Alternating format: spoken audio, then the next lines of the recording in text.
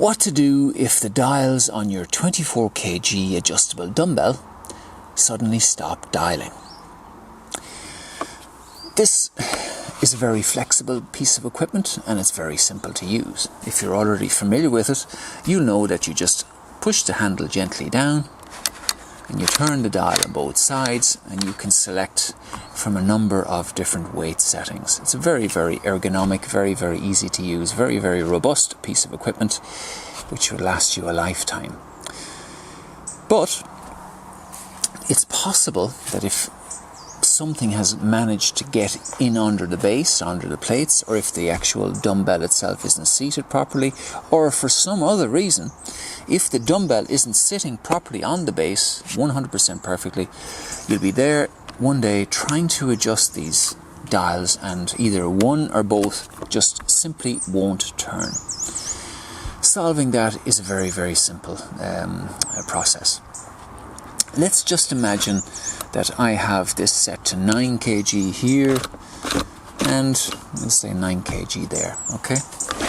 So you're there, you're working away and you put it back in and you try and you say, oh, what's going on here? You can't turn the dials. You think you've dropped it in properly, everything should be fine, and yet the dials won't turn.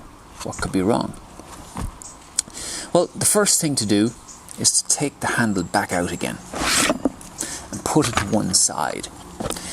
Then take the other plates, the remaining ones, and unload them from the base, both sides.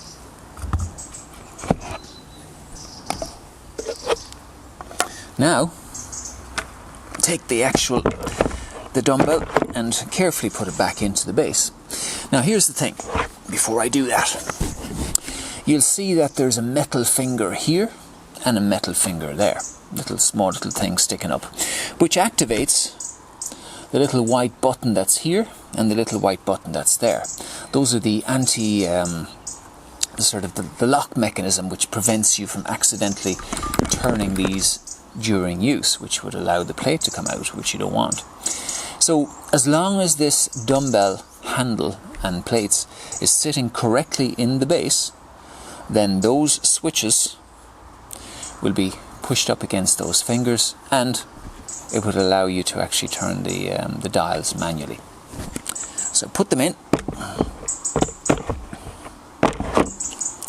and if it's sitting in, you'll be able to visually now see, because the other plates are missing, you'll be able to visually see whether those little metal fingers are sitting perfectly under the white buttons, and if they are, there is no reason in the wide earthly world why these won't turn.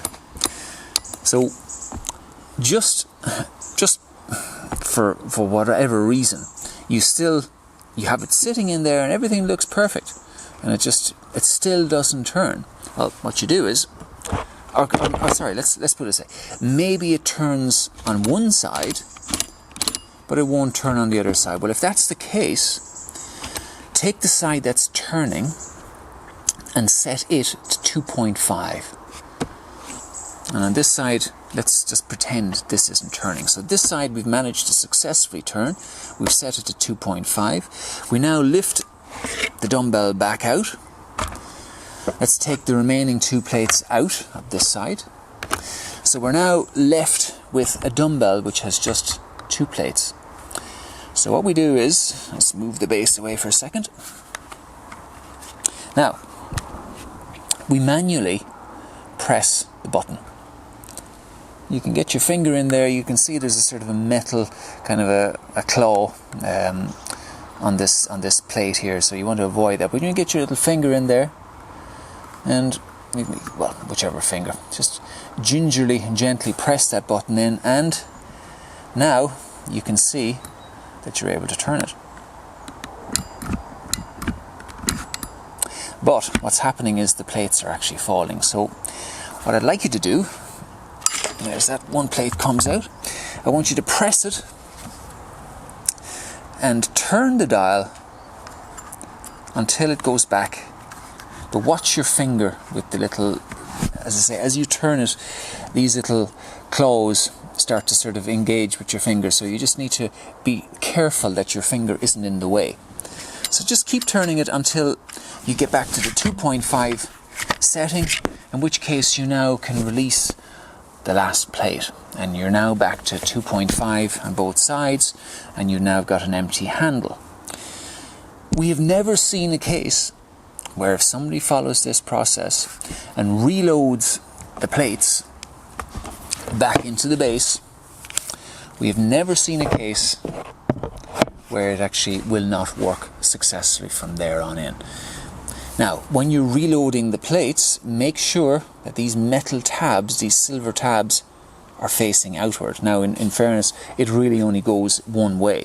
I think you'd have to be muling the thing in very hard. You know you got it wrong if you're putting it in the wrong direction. You can see there are sort of guides and slots in the base to ensure that you can't accidentally put the plates in the wrong way around. So reload all of the plates. They're all staggered, so you can't make a mistake. All of the tabs facing out.